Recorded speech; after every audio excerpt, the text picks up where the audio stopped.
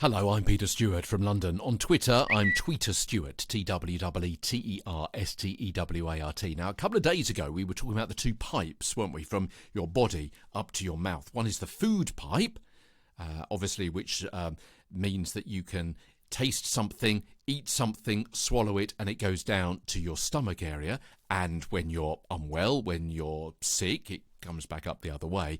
But obviously we're most interested in the speaking pipe, where the air comes from and where your voice comes from, the trachea, and from the epiglottis down to just below the vocal folds, just a couple of centimeters. It's parts of the trachea called the larynx. You thought I was going to come up with a really complicated word that you'd never heard of before. The larynx. You may know it as the voice box. And this is where air from your lungs is stopped and started and stopped and started and stopped and started and stopped and started and manipulated to help form actual sounds, phonation, which are refined a split second later in the kind of voice production process by your tongue and your lips. Let's go through that again slowly, and you may also want to perhaps pause this podcast in a few moments' time and say something out loud so you can picture and feel what is happening with the air and your throat and your mouth. Just say something as easy as, I don't know, happy birthday or your name or something like that. So your voice box, your larynx. This is where air from your lungs is stopped and started and stopped and started and stopped and started dozens and dozens of times a second and manipulated to help form actual sounds, phonation. And those sounds, very basic sounds, which are refined a split second later in the voice production process by your tongue and your lips.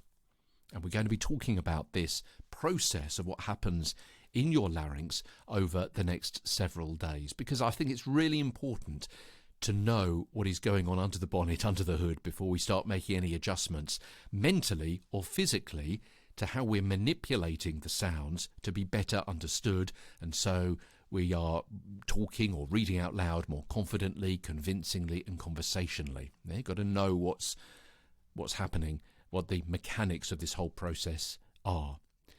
Now, some of the cartilage of the larynx creates that bump on the front of your throat. You may know it as the Adam's apple. And behind that, stretched across the trachea, membranes or tissue known as the vocal cords, or more accurately, the vocal folds, just the size of a thumbnail, really, really small, where your voice is coming from.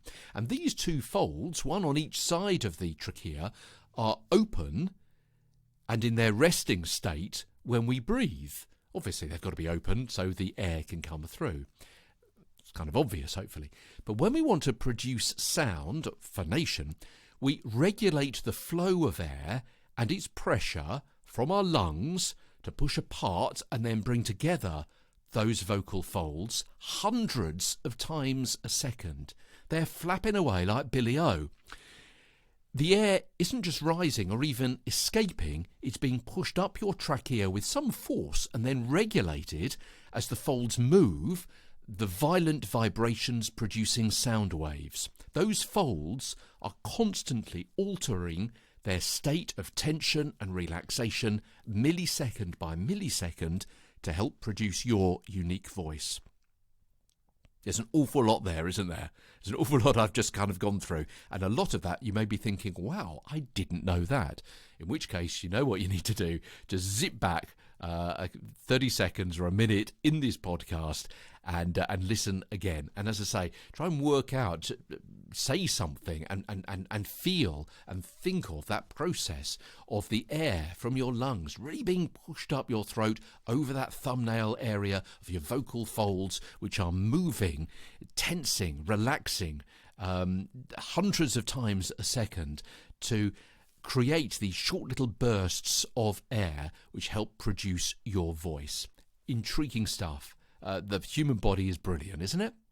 Tomorrow, we're going to be talking a little bit more about your phonation. And if you're a little bit squeamish, you may not want to listen. But if you like a little bit of gore, I'm going to tell you about the man who fractured his throat. as we continue with Get a Better Broadcast, Podcast and Video Voice tomorrow. I'm Peter Stewart.